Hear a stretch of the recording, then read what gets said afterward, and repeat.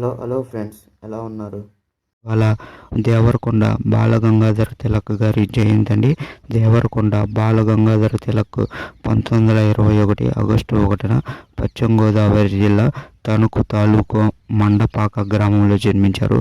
ఆధునిక తెలుగు కవి, భావుక్త, అభ్యుదయము అయిన కవితా లక్షణాలు, వచన కవితా ప్రక్రియను తన అసమాన ప్రతిభా సంపత్తితో ఉన్నత శిఖరాలకు చేర్చారు. తెలుగు, ఆంగ్ల భాషలో చక్కని పాండిత్యం ఉంది.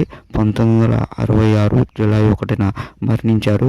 కుందుర్తి ఆంజనేయులు పీఠికతో 1968లో ముద్రితమైన ఆయన కవితల సంపుటి అమృతం కురిసిన రాత్రికి 1971లో కేంద్ర సాహిత్య అకాడమీ పురస్కారం లభించిందండి. ఈయన జయంతి సందర్భంగా మన ఛానల్ తరపున, మీ తరపున దేవరకొండ బాలగంగాధర తిలక్ గారికి జన్మదిన శుభాకాంక్షలు తెలుపుకుంటున్నాను ఫ్రెండ్స్.